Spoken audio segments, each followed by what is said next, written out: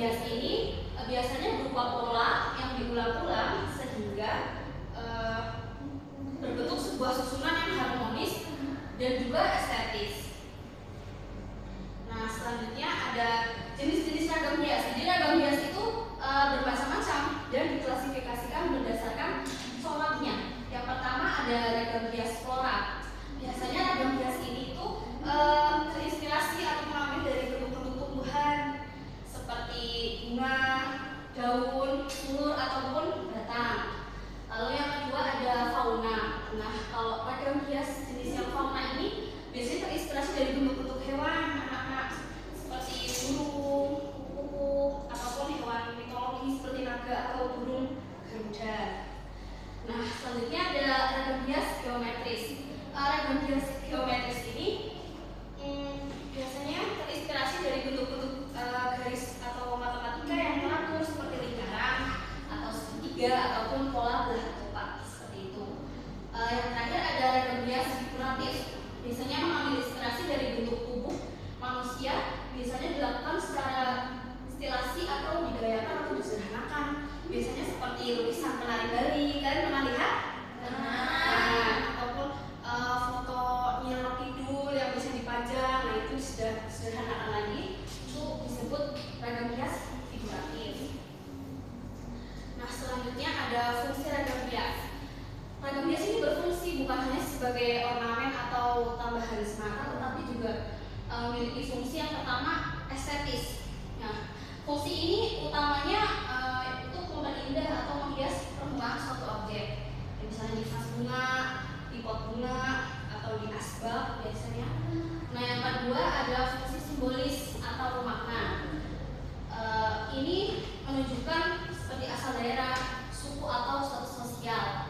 Contohnya motif batik tertentu di masa lalu yang hanya boleh dipakai oleh orang-orang kalangan keraton seperti batik pantritis itu kan di Keraton Solo tidak diperbolehkan, ya khusus untuk abdi dalam dan juga jajarannya. Yang ketiga ada fungsi praktis atau kegunaan. Misalnya pada kain batik, ragam hias bukan hanya mempercantik kain, tetapi juga memberikan identitas pada kain tersebut sebagai pakaian adat yang dipakai dalam ritual atau acara resmi seperti itu. Dan yang terakhir ada fungsi komersial atau ekonomi. Nah, anak-anak ragam hias itu ternyata juga memiliki nilai ekonomi atau nilai jual, yaitu sebagai fungsi komersial karena desainnya yang menarik mata konsumen, yang memiliki visual branding, terlihat menarik. Nah, selanjutnya ada teknik pembuatan ragam hias. Membuat ragam hias juga ada tekniknya. Kalian pernah melihat ragam hias apa saja?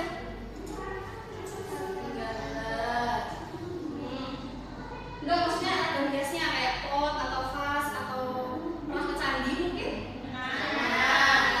Relief di dalam candi yang ada di candi itu juga termasuk ragam hias.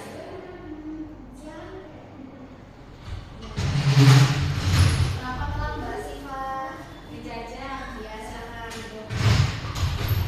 Nah, dari relief di candi tersebut itu memiliki teknik dalam membuatnya.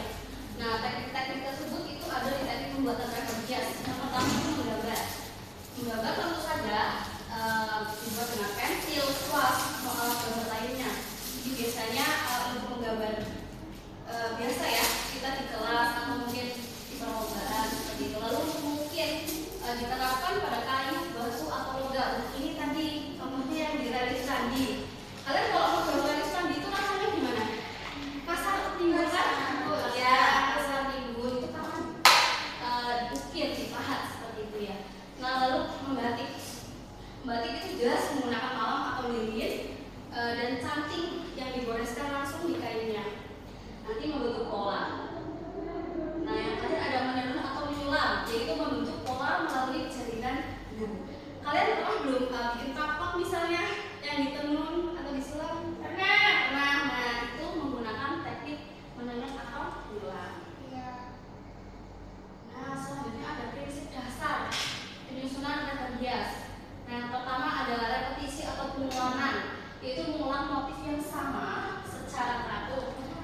adalah kunci dari keindahan ragam hias.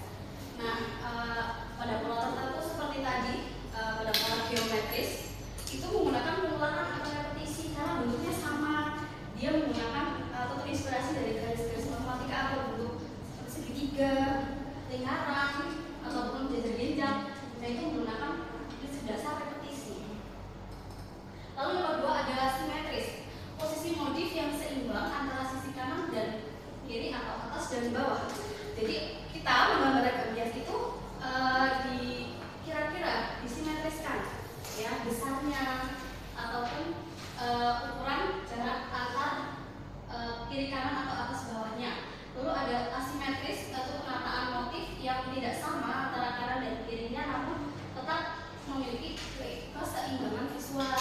Nah, asimetris ini biasanya dipakai pada pola-pola abstrak yang tidak tetap polanya. Jadi kadang ada yang besar, ada yang kecil, dan jarak kanan kirinya itu berbeda. Gitu. Lalu ada variasi. Nah, variasi ini menggunakan beberapa bentuk motif dalam satu bidang agar tidak membosankan. Jadi dicampur antara tadi motif flora, fauna, geometris ataupun yang lain. Jadi tidak hanya satu pola seperti itu. Lalu yang terakhir ada proporsi. Itu kesesuaian ukuran motif dengan bidang yang akan dihias. Misalnya nih kalian anak-anak ibu kasih gambar yang A3 itu besar kan? Nah, kalian kira-kira memproporsikan gambarnya mau seberapa besar di dalamnya gitu. Nah, kalau nanti ibu kasih kain yang besar untuk batik, nah berarti batiknya juga otomatis akan besar seperti itu. Nah, ini contoh ragam hias flora. Ya, biasanya terinspirasi dari bunga-bunga atau tumbuhan yang disederhanakan atau diimajinasikan lagi, lalu diwarnai seperti itu. Biasanya ini ditemukan di apa? Di toko. Enggak, di jari. Di apa? Jari. Jari. Kayak jari, selendang, batik ya. Oke. Nah, ini untuk contoh ragam hias faunanya. Fauna itu terinspirasi dari hewan atau makhluk mitologi yang biasanya disederhanakan. Seperti ini misalnya banglas, penyu, ataupun paus. Lalu ada contoh ragam hias geometris. Seperti yang tadi Ibu bilang ya, ragam hias geometris itu terinspirasi dari sudut-sudut matematika, biasanya bentuk persegi, segitiga, bulat lipat, atau lingkaran yang memiliki repetisi atau pengulangan. Jadi diulangi kan, bulat-bulatnya lebih dari satu kan? Ya. Lalu yang terakhir ada contoh ragam hias figuratif. Ragam hias figuratif ini terinspirasi dari makhluk hidup ya, tapi orang, lebih ke orang atau objek tertentu. Nah, seperti ini.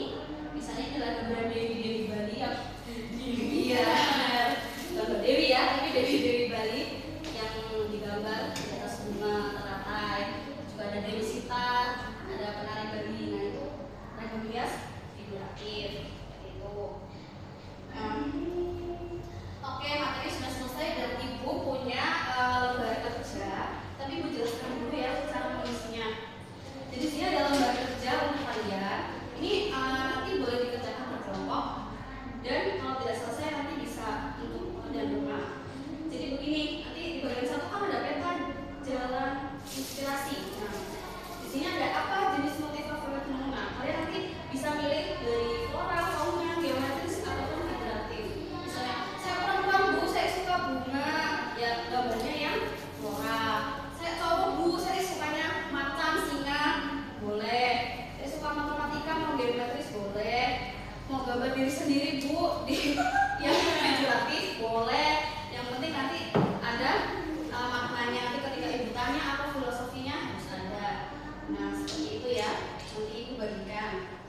Nah, lalu yang ketiga ini ada bagian refleksi mindful drawing. Nanti setelah kalian gambar, nah itu nanti filosofinya apa dan bagaimana perasaan kamu setelah menggambar itu, apa tantangan yang kamu hadapi dalam menggambar atau mengkreasikan ragam hias. Nah, seperti itu ya.